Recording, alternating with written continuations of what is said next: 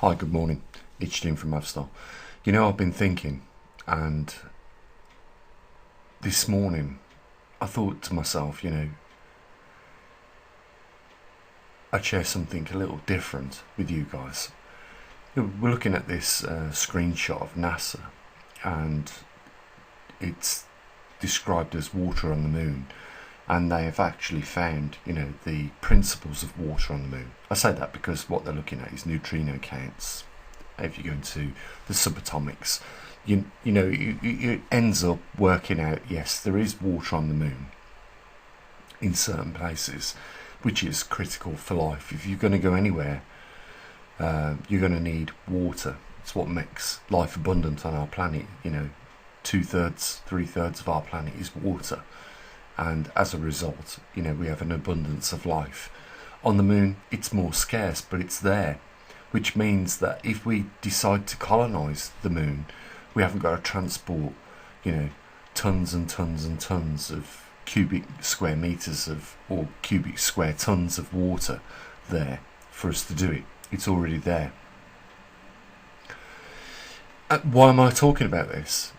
Because, I know everyday life for you guys is about putting food on the table, paying the mortgage, paying the bills, but, continuity of human beings expands more than just our individual needs. If we are going to become a species that is going to be around for a long time, then we need to get our act together and learn to start becoming multi-planetary species that is able to colonize the moon first. Has to be the moon first, in my view, and then Mars, and then other planets, and then expand out of our own solar system. We can ensure that human continuity goes on beyond what we are today. And water is that first step, and the water is there on the moon, and I think that's an invitation for us to, if we can get our ass together and stop fighting each other, stop spending the money that we do on aircraft carriers and things like that, we can divert that money to something more important, and that is ensuring the continuity of human beings. And right now, this very idea of continuity for humans to last into the future is not on the agenda at all. We're still trying to work out boundaries. We're still trying to figure out how we combat the corruption of the big companies that could be putting their assets to better use than what they are. You know what I'm talking about. It's not all about who's got the biggest and the best yacht in the world at the cost of 200, 300 million pound.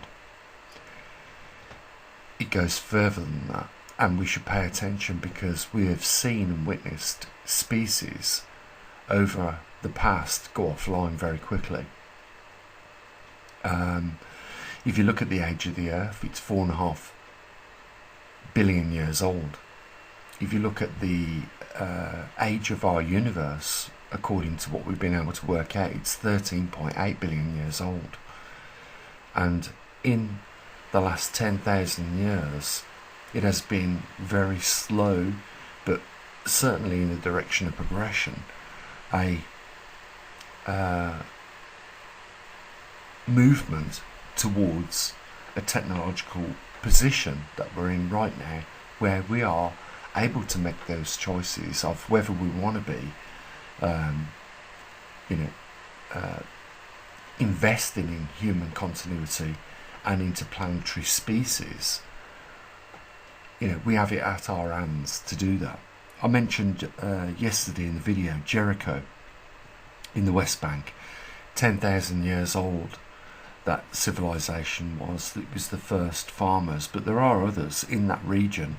Göbekli Tepe, Tel Carmel. These are places that we've barely scratched the surface of, and they all date around about the same time period between 10 and 12,000 years. These were the first human beings that decided they were no longer going to be hunter-gatherers. They were going to be supportive in a community, work together and thrive, and they did. Jericho, lasted thousands of years before other things replaced it.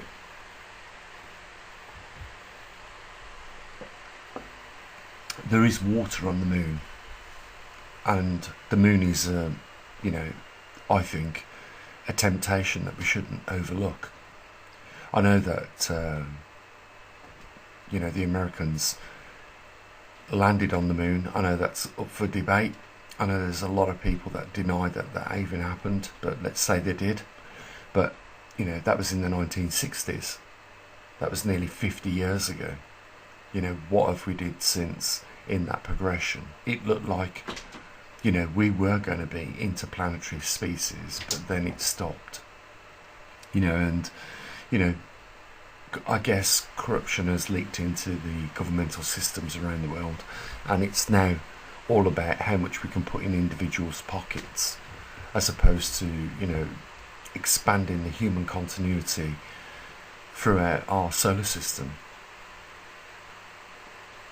The point is this: we've been on this planet really as an intelligent species for just 10 to 12,000 years, and there's an opportunity here right now for us to ensure human continuity. And I can't think of any better way than being an interplanetary species, using the moon as the first base of where we go beyond that point. Because we've been given, in my view, our card, and on that card there's an expiration date, and it certainly is going to happen in the not too distant future. And what am I talking about? I'm talking about the Milankovitch cycle, which is the cycle of interglacial and glacial periods. And why is it so important? This 100,000 year cycle.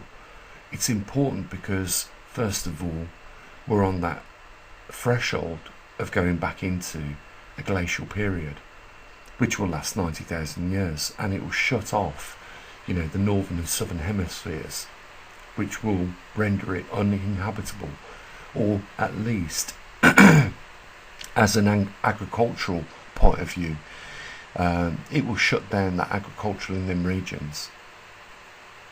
This covers Canada, America, the UK, Europe, where most of the population lives. It could be argued that we're already entering a closed down period because of the rebounding ice in the Arctic Circle, despite the corruptive organisations like the United Nations that want you to believe that we are in a period of global warming.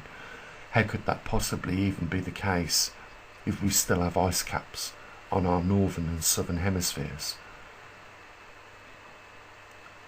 The money is being squandered, and the resources are being squandered, and at the cost of human continuity. And I know it doesn't mean a lot to us individuals, because we're just trying to focus on the micro and not the macro. We're focusing on our platonic families, keeping them fed, keeping the rent and mortgage paid. But much more is at stake, and evidence of this is, everywhere. There are no longer dinosaurs on our planet because they had their opportunity and they went extinct. And we have our opportunity, and we shouldn't just squander it like we are on corruption. There are opportunities to be had, and there is a way forward. And unless we start to knuckle down right now as a species and really sort this out, we are going to be served the same card as the dinosaurs.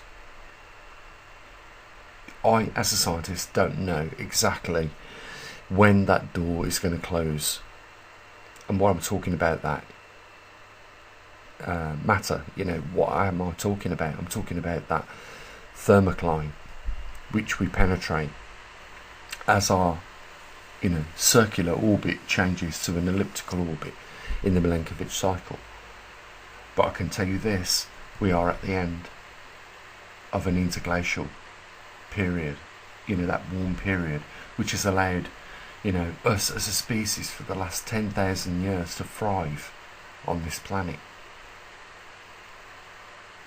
And it is clearly because we emerged out of a glacial period and enjoyed just a 12,000 year period of an interglacial period where things got warmer and land opened up for agriculture. Our ancestors 10,000 years ago learned very quickly it was better to be farmers than hunter-gatherers, because you would reinsure through managing of livestock and crops, you would ensure that there would be plentiful food throughout the winter, and you could overcome possibly a crisis that could lead to death just in a yearly, annually occurrence, naturally, through going through winters and summers. We've managed to overcome that small endeavour. The opportunity exists for us to expand beyond our planet and ensure human continuity. If we can live on the moon, we can live on Mars. If we can live on Mars, there are other planets with moons that we can colonise and we can expand, and that expansion ensures continuity. It also gives us valid lessons in how to colonise and terraform other planets. If we are going to be a species that is going to be around in the future, we need to act immediately, right now, on making these things happen. Otherwise, we are going to be like the dinosaurs of the past, a species that existed and failed. Our Earth is not a guarantee. Let me tell you, that wasn't a guarantee for the dinosaurs, and it is not a guarantee for us, and we shouldn't take it for granted that we have the solar radiation bathing us with the warmth in order to put that energy into the crops. And we also have a planet which is 2/3 water. These are luxuries we are taking for granted on a daily basis. People do not even get up in the morning and appreciate the sun for what it actually is doing. And they don't appreciate the fact that when they go to the kitchen, they turn the faucet on or the taps, water comes out readily, because these things are scarce on other planets and other moons in our solar system. But yet we have the technology at this moment to make those things happen. I don't think it was any coincidence that the moon is where it is and presents the opportunity that it does. It is the stepping stone to expanding, our presence throughout the solar system and beyond. And as a species, if we do not take this opportunity now, when faced with the precipice of another glacial period that lasts another 90,000 years, we're not going to be around. We could easily be a species that becomes extinct.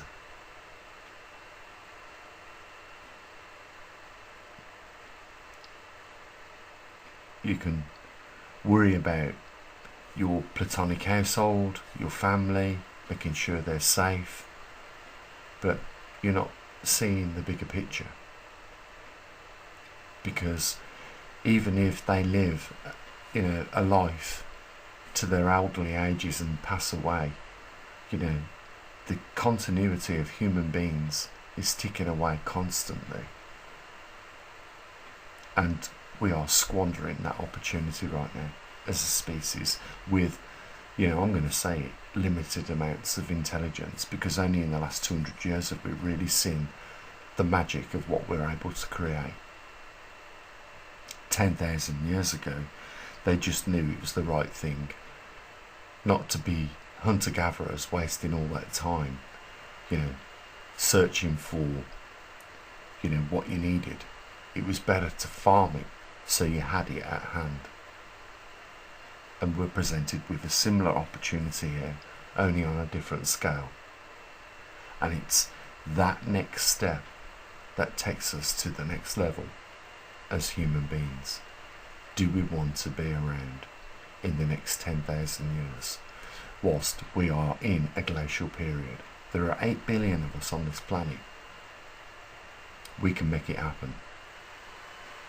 Or we can squander an opportunity.